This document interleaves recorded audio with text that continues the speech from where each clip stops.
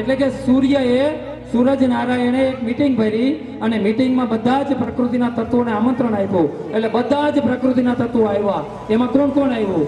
એમાં નદી આવી, એમાં ઝરણા આવ્યા, એમાં વૃક્ષો આવ્યા, એમાં વનસ્પતિ આવી, એમાં વેલા આવ્યા, બધા જ આવ્યા. અને સૂરજે એમ કીધું કે મિત્રો હું એક દિવસની રજા ઉપર ઉતરવાનો છું. જોજો સૂર્યએ આ પ્રકૃતિના તત્વોને શું કીધું કે હું એક દિવસની રજા ઉપર ઉતરવાનો છું, તો મારી અવેજીમાં મારું કામ કોણ કરશે? મારી અવેજીમાં મારું કામ કોણ કરશે? તો પ્રકૃતિના બધા જ તત્વો નીચું જોઈ ગયા, પણ ખૂણામાં બેઠેલા એક નાનકડા દીવાએ ઊંચો હાથ કરીને કીધું કે હે સૂર્ય, તમારું કામ હું કરીશ. તાલી દો વગર. હે સૂર્ય, તમારું કામ હું કરીશ. મારી જેટલી ક્ષમતા છે એટલું અજવાળું હું પાથરીશ. તો મિત્રો આ શાળામાં જ્યારે અંગ્રેજીમાં વક્તવ્ય બોલવાની વાત શરૂ થઈ ને ત્યારે અમે બધા જ વિદ્યાર્થીઓને કીધું કે બાળકો અંગ્રેજીમાં વક્તવ્ય કોણ બોલશે? ત્યારે બધા જ વિદ્યાર્થીઓ માથું નીચું રાખીને ઉભા હતા. એક દીપાલીએ ઊંચો હાથ કરીને કીધું કે સાહેબ અંગ્રેજીમાં વક્તવ્ય હું આપીશ. તો એ દીવાનું કામ એમણે કર્યું છે. તો મિત્રો જોરદાર તાળીઓથી આપણે દીપાલીને ફરી વખત અભિનંદન આપીએ. ચાલો હવે એના પછી જે સુંદર મજાનો કાર્યક્રમ રજૂ થવા જઈ રહ્યો છે તાલુકાની ફર્સ્ટ કૃતિ, જે તાલુકામાં આપણે નંબર 1 લઈ આવ્યા છે એવા પ્રાચીન રાસ ગરબા સજ્જ થઈ ગઈ છે. માતાજી મિત્રો જોવાનું છે, જબરદસ્ત પ્રોગ્રામ તો હવે બાકી છે. જોરદાર તાળીઓના ગડગડાટથી આપણે આ ગરબા રાસને વધાવીએ. મિત્રો આપણા જિલ્લાના ગરબો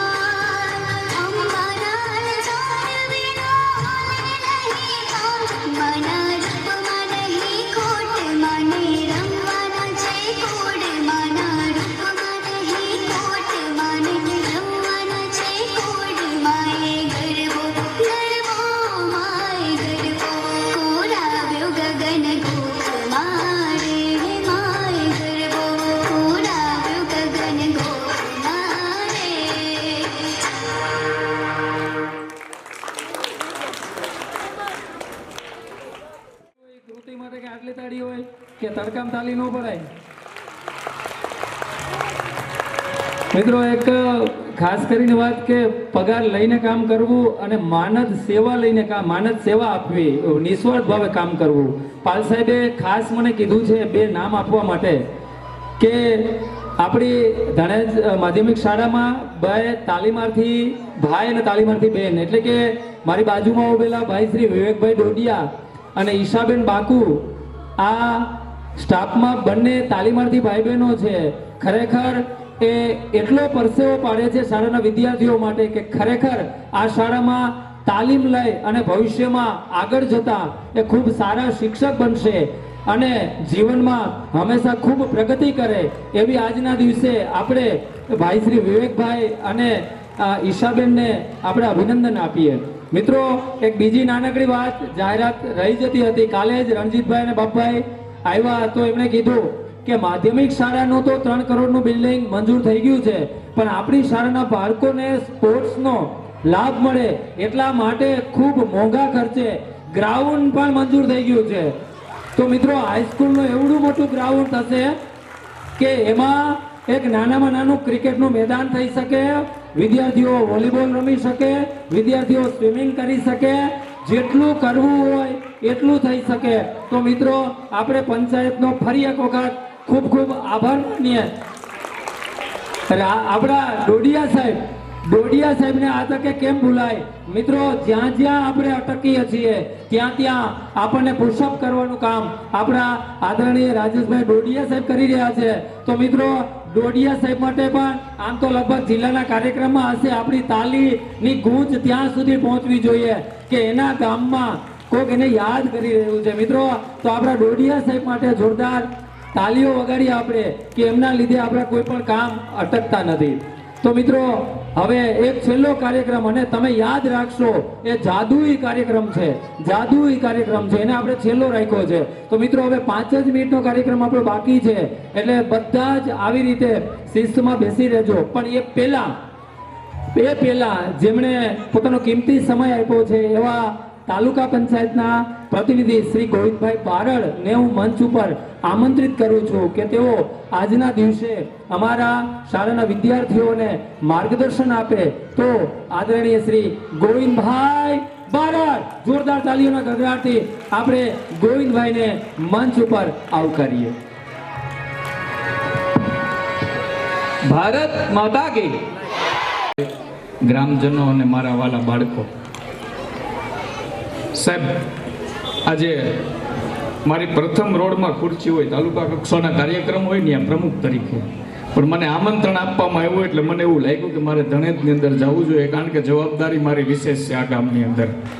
અને મિત્રો, આ બાળકો બેઠા છે, બાળકો ઉત્તમ પ્રકારના નાગરિક બનવાના પ્રયત્ન કરે છે. એક સમય એવો હતો કે આ ગામની અંદર એજ્યુકેશન ઓછું હતું, આજે આ ગામની અંદર એજ્યુકેશન ખૂબ સારું છે. પાયાની અંદર શિક્ષકો છે.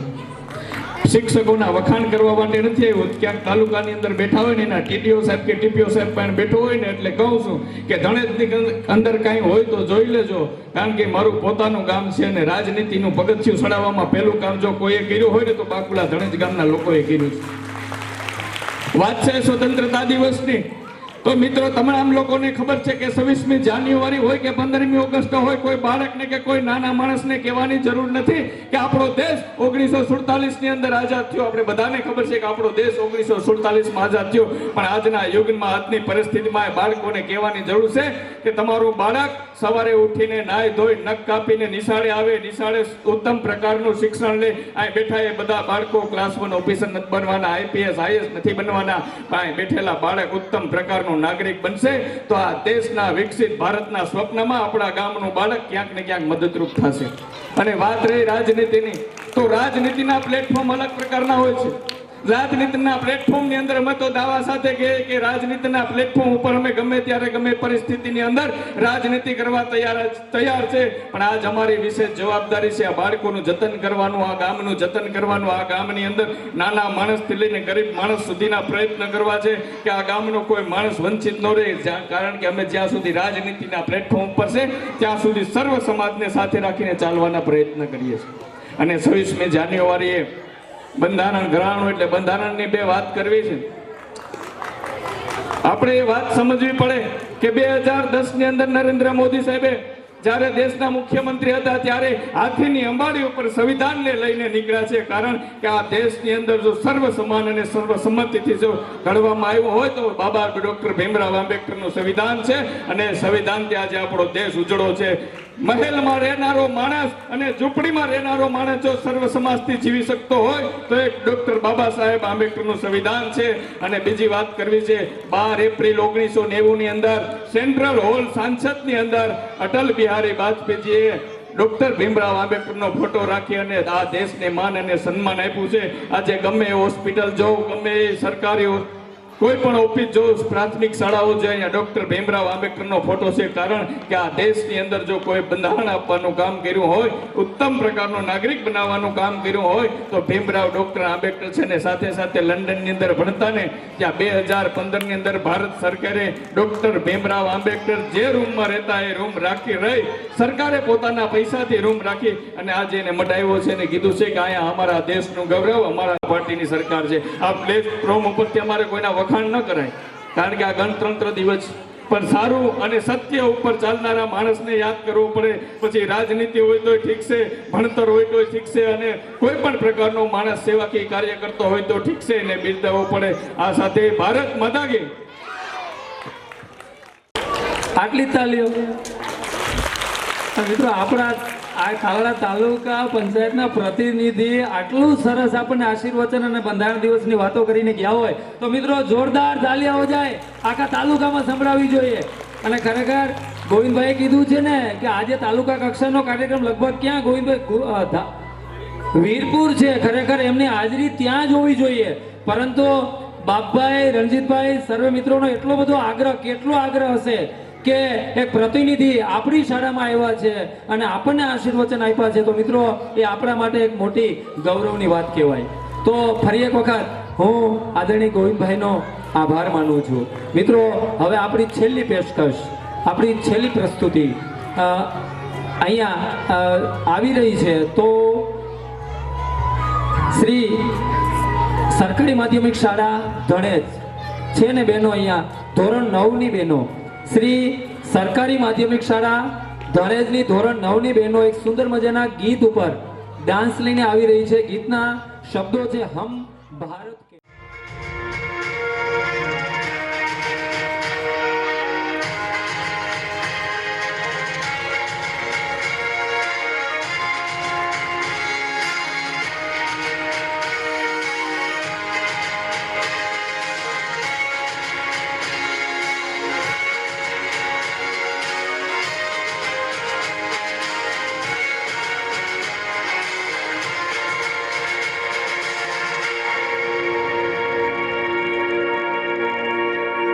झुका है ना झुकने देंगे आजाद तिरंगा हमारा खाते हैं कसम इस माटी की इस पे जान लुटा देंगे हम भारत के हैं हम भारत से हैं हम भारत के हैं हम भारत से हैं हम एक है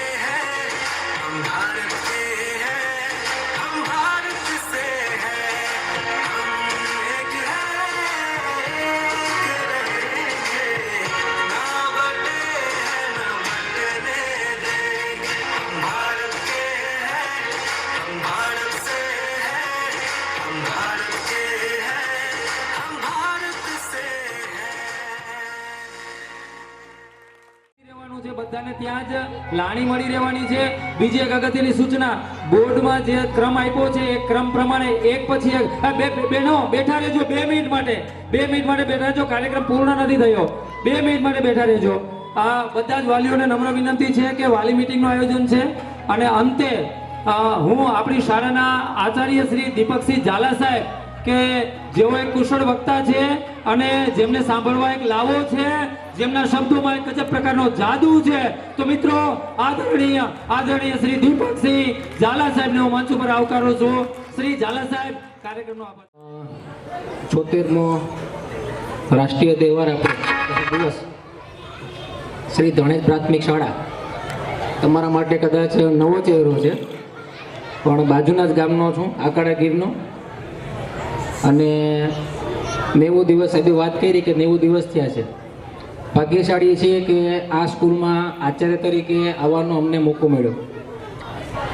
બીજું તો કાંઈ કે જે પણ અહીંયા કાર્યક્રમો થયા છે એ એજ્યુકેશન લગતા હોય, શૈક્ષણિક લગતા હોય, એક પાર્ટ છે આપણો.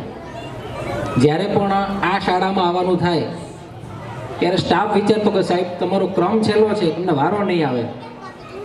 પણ કહેવાય ને કે આ શાળામાં કોઈ આવવા માટે હિંમત પણ નહોતું કરતું, કેમ કે ગામ, પંચાયત, વાલી અને એજ્યુકેશન એ નિયમિત અને શિસ્ત પણ ચાલતું હોય.